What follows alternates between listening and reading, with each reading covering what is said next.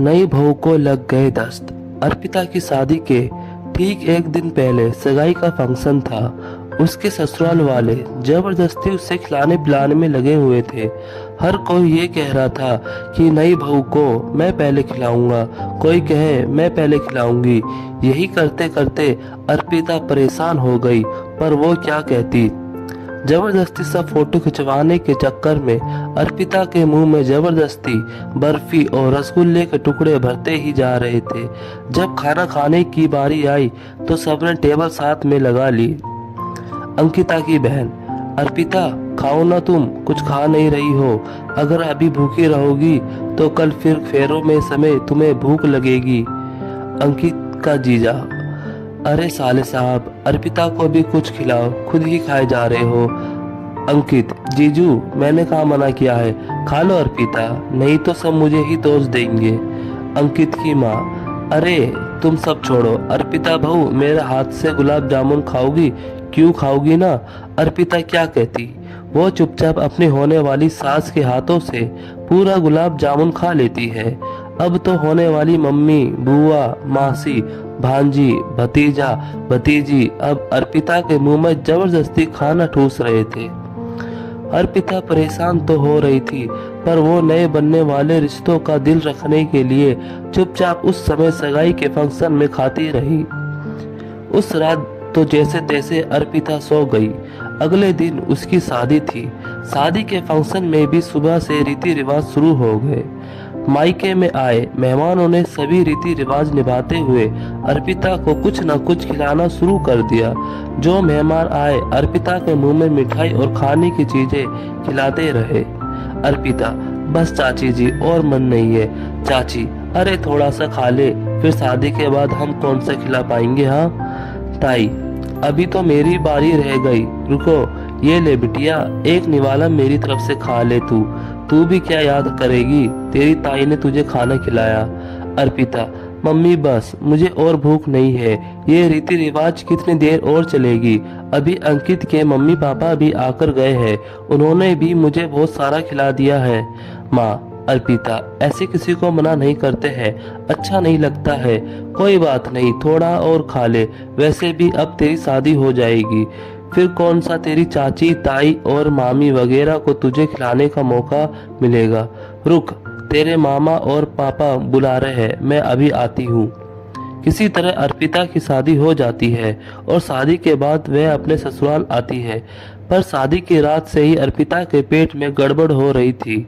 जैसे जैसे तैसे उसने फेरों के समय अपने आप को संभाल लिया, पर ससुराल पहुंचते ही उसकी हालत बिगड़ने लगी।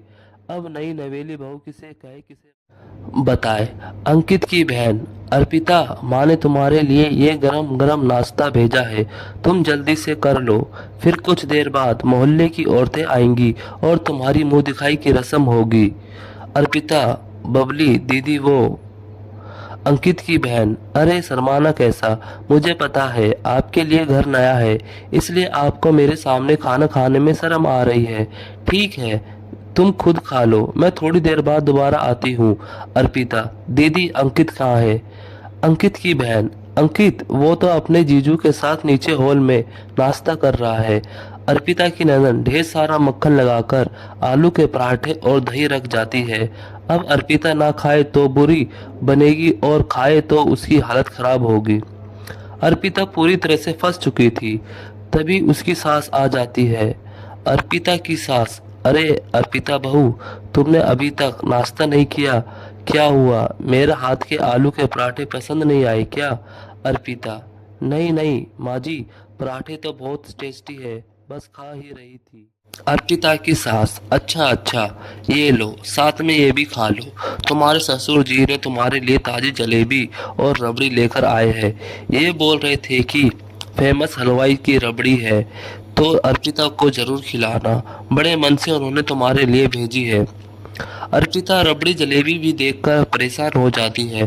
पहले ही उसका पेट गड़बड़ कर रहा था, ऊपर से रबड़ी जलेबी। अब ससुर जी ने भेजी है, ये कहकर सास ने कुछ कहने से रोक दिया। क्या करे और क्या ना करे, जबरदस्ती सास मुंह में रबड़ी जलेबी ठूसे आए।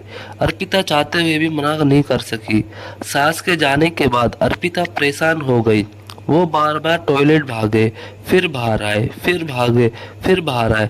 जिस बात का डर था वही हुआ। अर्पिता को 10 लग गए, उसका पेट खराब हो गया, लगातार लूज मोशन आए जा रहे थे। बिल्कुल पानी दस्त करते हुए अर्पिता को कमजोरी महसूस होने लगी। उधर से उसकी ननद उसे लेने आ गई। अर्पिता की ननद, अर्पिता क्या हुआ, तुम अभी तक बाथरूम में ही हो? माँ बहुत देर से तुम्हारा इंतजार कर रही है। मोहल्ले की औरतें और रिश्तेदार वगैरह मुंह दिखाई की रस्म के लिए हॉल में जमा हो गए। अर्पिता, अभी आई, बस थोड़ी देर और दीदी, आप चलो मैं आती हूँ।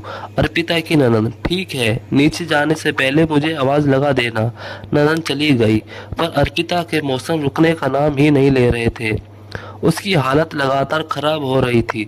जैसे तैसे वे तैयार हो गई, ननद के साथ हॉल में पहुंचती है। सब औरतें मुंह दिखाई की रस्म के लिए आती है और अर्पिता को फिर से मीठा खिलाने लगती है। पहली औरत, ये लो बहू, हमारे हाथ से भी खाओ। अरे बहू ना शर्माओ, हमारे हाथ से नहीं खाओगी? अर्पिता की सास, नहीं नहीं ऐसी बात नहीं है बहन जी। अर्पिता, बहू आंटी जी के हाथ से भी खाओ। अर्पिता जबरदस्ती मिठाई के पीस खा लेती है। सब लोग चाय नाश्ता वगैरह करते हैं और मजबूरी में अर्पिता को भी करना पड़ता है। अब अर्पिता से वहां बैठा नहीं जा रहा था। उसे फिर से लूज मोशन आने लगता है। वो अंकित को आवाज लगाती है। अंकित दोस्तों और रिश्तेदारों में बिजी था। अर्पिता से रुका नहीं जा रहा था। वह फौरन अपने कमरे की ओर भागती है और सीधे टॉयलेट में जाती है। कुछ देर के बाद उसे आराम पड़ता है, पर उसकी हालत बिगड़ती जा रही थी। अर्पिता को चक्कर आने लगते हैं। उसका पेट भी दर्द हो रहा था। वो बेड पर लेट जाती है, तभी उसकी सास कमरे में आती है। अर्पिता की सास, क्या हुआ अर्पिता बहू, तुम्हारी तबीयत तो ठीक है ना? अर्पिता, जी माँ जी, मैं ठीक हूँ, बस ऐसे ही। अर्पिता अपनी सास की बात का जवाब नहीं दे पाती। अचानक उसे फिर से लूज मोशन आ जाता है और वो टॉयलेट में भाग जाती है। कुछ देर बाद अर्पिता जब बाहर आती है तो उसकी सास के सास ननद भी खड़ी होती है। अर्पिता की ननद, क्या हुआ अर्पिता भाभी, आप कुछ छुपा रहे हो? अर्पिता दीदी, माँ जी वो मुझे ज्यादा हैवी खाने खाने से 10 लग जाते हैं। कल रात से ही पेट बहुत गड़बड़ कर रहा है। कहते कहते अर्पिता बेहोश हो जाती है। उसकी सास और ननद दोनों घबरा जाती है। अर्पिता की सास, अरे अर्पिता बहू क्या हुआ? बबली, एक बार अंकित और अपने बाबूजी को बुलाकर ला। अर्पिता की ननद अंकित और अपने बाबूजी को बुलाकर लाती है। अंकित डॉक्टर को फोन करता है। डॉक्टर आती है और अर्पिता का चेकअप करती है। डॉक्टर, अगर मेरे आने में थोड़ी देर हो जाती तो अर्पिता को हॉस्पिटल में एडमिट करना पड़ता। अर्पिता की सास, कोई घबराने की बात तो नहीं है ना डॉक्टर? अर्पिता, नहीं नहीं, अब डरने की कोई बात नहीं है। मैंने इंजेक्शन दे दिया है, लूज मोशन रुक जाएंगे, पर अर्पिता को बिल्कुल भी हैवी खाना नहीं देना। बहुत लाइट खाना देना है, जैसे जूस, फ्रूट, खिचड़ी, दलिया, दही वगैरह, और कुछ भी तला भुना या फिर ज़्यादा मीठा नहीं।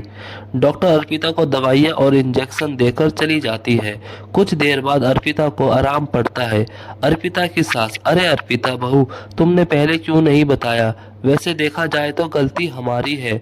हमें भी इस बात का ख्याल रखना चाहिए था कि बहू कितना ही खा पाएगी, वो भी अपने मायके आई है। 2-3 दिन उसने वहाँ भी भारी खाना ही खाया होगा। ऊपर से हमने उसको इतना जबरदस्ती खिला पिला दिया। छोटा सा पेट है मेरी बहू, हाय रे मेरी लाडो, देखो चेहरा कैसे मुरझा सा गया है। अर्पिता की ननद, माँ मैं अभी अर्पिता के लिए फलों का जूस निकाल कर लाती हूँ। अंकित, सॉरी अर्पिता, मैं भी तुम्हारा ख्याल नहीं रख सका। अर्पिता के ससुर, बहू जब तुम्हारा पेट खराब था तो मना कर देती। तुमने हम सबका दिल रखने के लिए हमारी ली हुई चीजों को बिना कुछ कहे खा लिया ताकि हमें बुरा ना लगे। अर्पिता के ससुर, कमला हमारी बहू बहुत संस्कारी और समझदार है। अर्पिता के ससुर, जीती रहो बहू, घबराओ नहीं, तुम जल्दी ठीक हो जाओगी।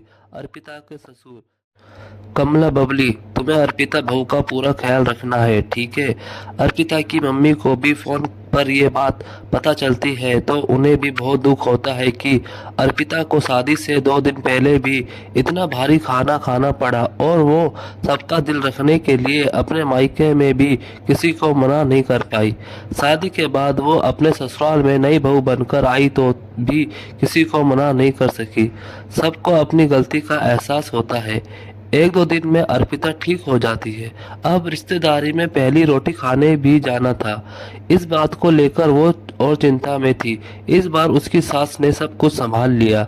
अर्पिता की सास, अर्पिता बहू चिंता मत करो, अगर रिश्तेदारी में पहली रोटी पर जाना है तो कम से कम 2-3 दिन का गैप होगा।